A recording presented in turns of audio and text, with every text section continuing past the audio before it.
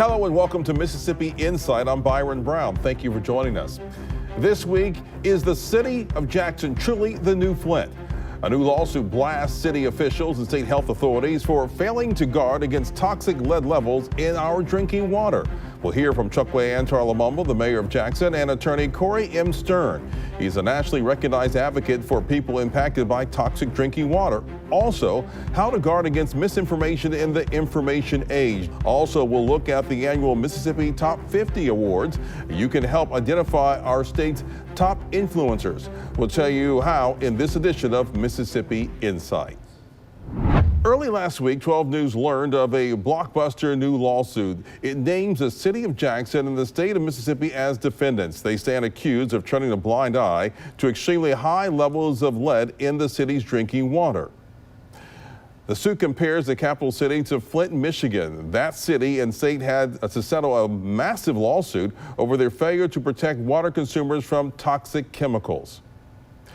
We are joined now by one of the lead negotiators in that settlement, an attorney leading this new suit against Jackson and the state health department. Corey M. Stern is an attorney with the New York firm Levy Konigsberg. He is an outspoken advocate for victims of pollution and children's rights. Corey Stern, welcome to Mississippi Insight. In a nutshell, what is this lawsuit all about? It's about social justice. It's about a community of folks who tend to be on the impoverished side. Generally minority community that has been overlooked for quite some time. Everyone deserves to have clean water. Clean water shouldn't be a privilege, it should be a right. And starting in 2014, at least in 2014 till today, kids in Mississippi and their parents and their families have been drinking water that's not as clean and safe as it should be. And just because I'm a white guy who lives in a relatively modest community with kids that look like me doesn't mean that my kids should have water that's cleaner or different than a child in Jackson, Mississippi. And I think that we see in communities like Jackson all over the country situations where advocacy doesn't reach the highest level, where folks are left in the dark about the reality of their situation. And what's happened to Jackson, what's happened to the kids in Jackson, and what's going on with the water in Jackson was completely preventable. But instead of preventing something or fixing it soon after it was discovered, government officials went into CYA mode and made the decision to do what they could to make sure that no one found out just how bad the water was and just how bad the water is. Your filing names dozens of city and state officials, among them Jackson Mayor Chokwe Antar Lumumba, the former mayor Tony Yarber, several former public works directors in Jackson, the state health department and its senior deputy Jim Craig, and various city and state staffers listed as John Does 1 through 40. How did you decide on these folks as defendants, and how long has this been an issue in Jackson? So the water issue in Jackson has been going on for at least 7 years. And how did we determine who was at fault? Through extensive research, through reading city council meetings, through reading EPA issuances of violations related to the lead and copper rule. Who were the decision makers for the city and the state at the times that each of the major decisions were made? And those are the folks who ultimately found their way into the lawsuit. Yeah, we're recording this on a Thursday afternoon. Earlier today, we asked Mayor Chokwe Lumumba himself whether the public water supply in Jackson is actually safe to drink. Here's what he had to say. I can share with you that the city has been a part of several lead tests, corrosion studies issued by the EPA, and none of those studies have revealed lead on the city side, right? And so if this lawsuit is alleging some issue with the city of Jackson, then the EPA would have to be a part of that cover-up, and a number of other agencies, both state and federal. And so I don't see any merit in it. I think that all of the discussion around issues with our drinking water and its distribution has gotten the good old lawyers a little excited. And I know that they solicited people in order to join into this lawsuit.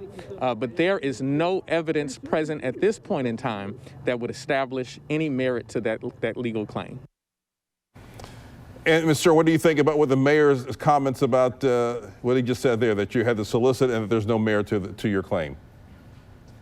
I'm not surprised about what he said. The reason we have litigation is to determine whether the claims that we make are meritorious. But I'd stake every ounce of my being on the fact that the claims in the lawsuits are accurate.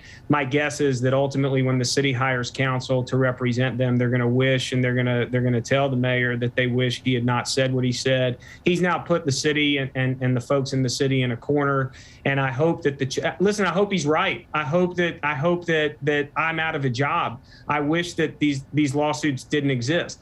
But I could tell you that in Flint, Michigan, in 2014, folks told everybody in Flint the water was safe to drink. And in 2015, they told everybody the water was safe to drink. And in 2016, they said the water was safe to drink. Well, there's 600 million reasons now why the state of Michigan was wrong about whether the water was safe to drink. I mean, you don't pay $600 million into a settlement for a community of 80,000 people because the water is safe to drink.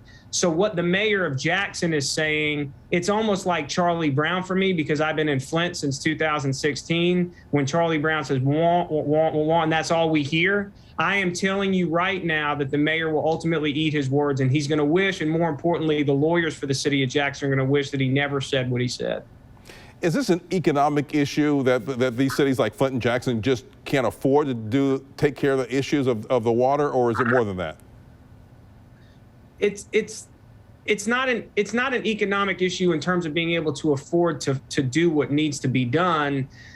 It's an economic issue because the lowest socioeconomic groups amongst us are typically the last ones to have their services fixed. So pipes need repairing in Compton versus pipes needing to be repaired in Beverly Hills. Typically, the Beverly Hills pipes are going to get fixed first. If you're talking about West Bloomfield, Michigan versus Flint, Michigan, the folks in West Bloomfield are going to have their pipes fixed first.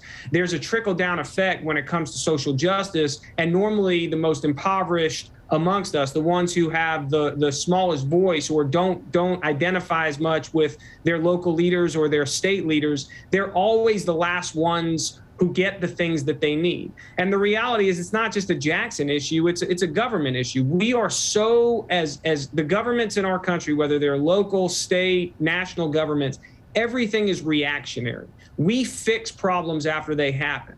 The reality is that for communities like Jackson, for communities like Flint, for communities like Newark, New Jersey, you have to prospectively figure out what the problems are going to be and find ways to fix them before they actually happen. And that doesn't happen in our country when it comes to infrastructure. You should not need lead to flow through pipes and poison children to make a decision that it's time to replace the pipes.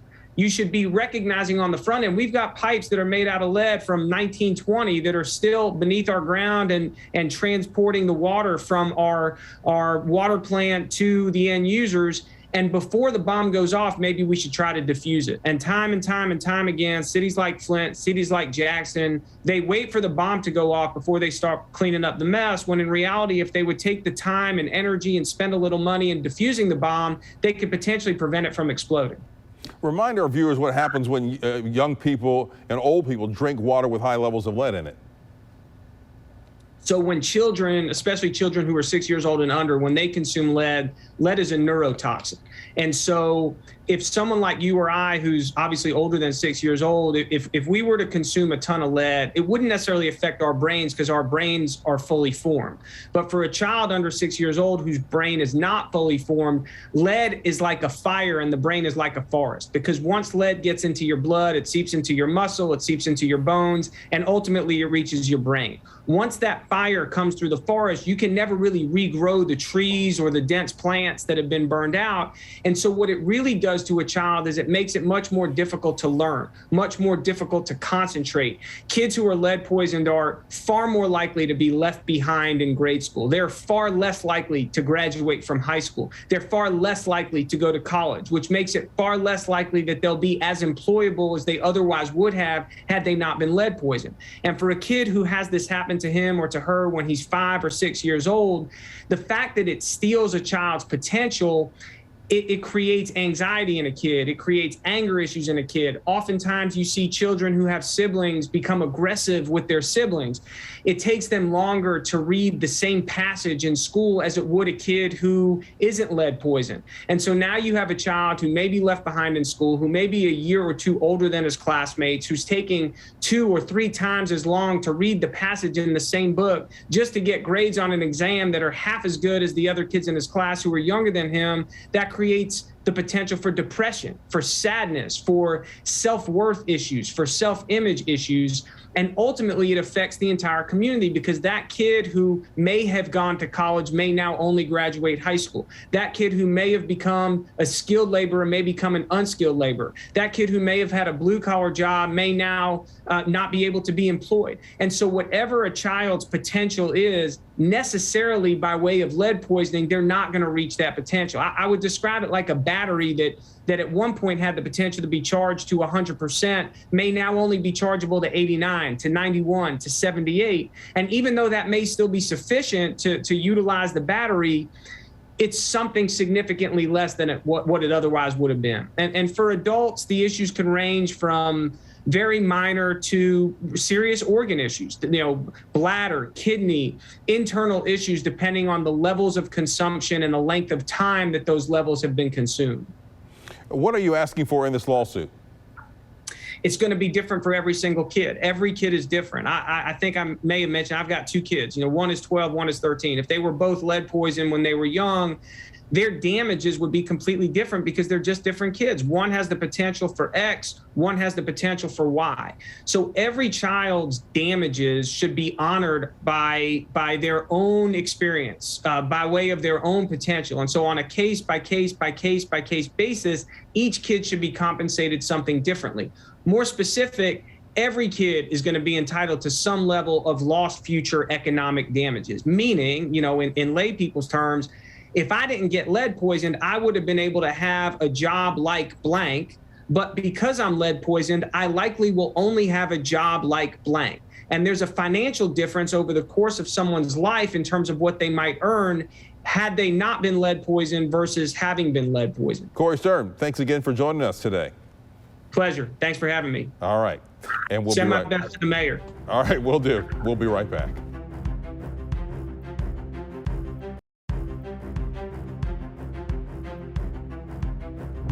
It should be no surprise to news watchers that there is a lot of misinformation out there on any number of key topics: COVID vaccinations, politics and policy, business and consumer news, and much more. Guarding against bogus info is a full-time job for our news department. And for our next guest, Dr. Claire Wardle is a communications researcher and the co-founder and executive director of First Draft News. She spoke with Mississippi Insight contributor Chloe Ortega.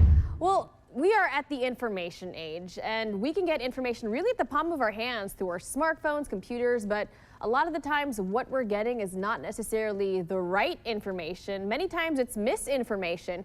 Can you tell me how misinformation impacts our society? Yeah, so misinformation, unfortunately, is everywhere. And as you said, we're overloaded. We're on Facebook, we're on YouTube, we're on Instagram.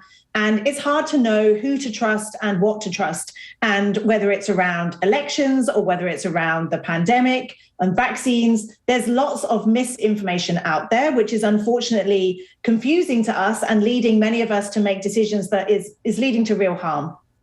And how can people figure out what is right and what is wrong? So it's hard, particularly on something like Facebook. Everything looks the same. But the number one tip is to look at the source. Who is it that first created the content? And are they the sort of person that you would expect to have the most up-to-date, accurate information about something? Or is it an opinion? Or is it something from a few years ago? It's very easy to trust everything we see, but recognize there's a number of people out there trying to manipulate us. And so it's really important that all of us stay aware and alert and don't share anything unless you're 100% sure. And social media plays a big role in spreading misinformation because when you like something, you tend to get the same things. And this has affected people getting COVID vaccinations to elections. We're seeing it everywhere. Yes, unfortunately, we now live in this age of misinformation, and it really is affecting every part of our lives. And so there isn't a quick fix. I wish we could just, change the Facebook design and we'd all be okay. But it's part and parcel of just this moment in history. The internet is wonderful, but it's also led to some of these problems. And so we just have to learn how to navigate this. So in the same way as now, when the sun comes out, I put SPF 15 on. When I go diving into Facebook streams or YouTube channels, I have to be careful and build a kind of an awareness of what might be out there that's false and cause me harm. That's right. I know a lot of people have been misinformed with, for example, taking ivermectin. They think it could treat COVID-19 and they see it in your social media platforms. So can you tell me the difference between misinformation and disinformation?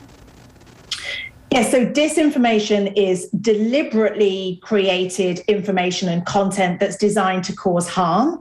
Misinformation is when, for example, my mum sees that and doesn't realize it's false, and she doesn't realize that it's going to cause harm, so she shares it. So something like ivermectin is an interesting example. If you get a COVID diagnosis, it's kind of scary. If you get any kind of diagnosis, it's scary. What do we do first? We go to Google. But then when we go there and we see the information, we want to believe that there's something out there that's going to help us. And so friends and family are sharing tips and tricks that they've seen. Something like ivermectin sounds like it's too good to be true, but we don't have enough science yet to know whether or not it works. So it's hard to say that that's deliberately created disinformation. Often it's because people are trying to help each other, but we need to stop, breathe, and wait for the research, because on something like this, it could actually lead to harm. And how can consumers spot misinformation and avoid spreading it? Yeah, it's about being careful. If you share something on Facebook, you might be like, oh, it doesn't really matter. But it's a little bit like you wouldn't go on air and say something that you hadn't fact checked. Well, if any of us share something, it's on us. We have a responsibility to make sure that we know it's 100% true. So when it comes to the pandemic or vaccines, are you a health expert? Do you have a medical degree? Well, if you don't, maybe you're not the best person to share health-related information. And I think all of us have to get better at not sharing unless we're absolutely positive. And in most cases, we're not. Dr. Claire Wardle with First Draft News. Thanks again for your insight. Coming up, how you can nominate someone for Mississippi's Top 50 Awards. More Mississippi Insight after the break.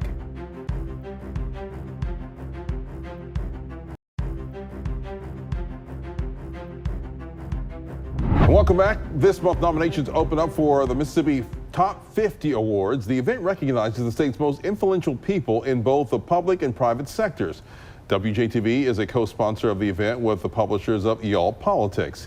Joining me now to talk about the awards is Alan Lang. He is the founder and publisher of Y'all Politics. And Alan, welcome back to Mississippi Insight. Always good to be back.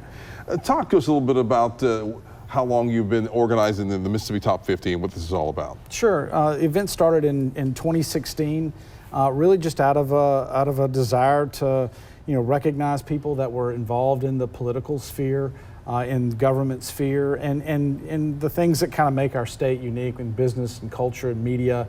There's just so many people here who've had influence over kind of the public conversation that we thought that this was kind of a neat opportunity to bring all of those people together and do it all at one time, which was kind of it's almost like a tailgate party for Mississippi. How long have you been doing this now? We started in 2016. And talk about the type of people that you kind of nominate or get nominated for something like this. Yeah, so there are really kind of three main categories of the event. There's elected and appointed government officials, which is exactly what that sounds like. There's lobbying and government relations type people involved in nonprofit groups or actual lobbying firms that really do try to help push the conversation forward on public affairs. And then there's kind of a catch-all business culture and media, people who are involved in business affairs, people who are involved in the media that have influence. People who are nominated, who is an influencer or who gets to nominate people to? Anybody can nominate. It's an open nominations process. You can go to our website at MississippiTop50.com and nominate anybody. They can be community leaders, they can be elected officials. There's really kind of no limit on the nominations process. So we want it to be open.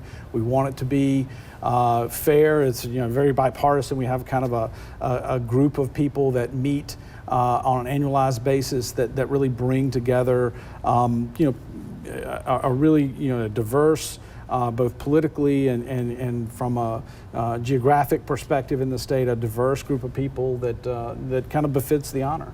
Are you going to have an in-person ceremony this year? We are going to have. In the past, you had a virtual one. Yeah, last year we like so many events, we had a virtual event, and it was great, but it's not the same. But this year will be February 17th at the Old Capitol Inn. We'll have an in-person event. Walt Grayson, who you know well, will MC the event, and we're really excited about that. I've MC'd it in years past, and I think we're getting a substantial upgrade. Yeah, I'm sure you've done a good job there. Absolutely. Alan. All right, well, good to know, and people just go to the website if they want to nominate someone that they think is worthy to be on the top 50. Absolutely. Alan, thank you for your time. Thank you. All right, and we'll be right back.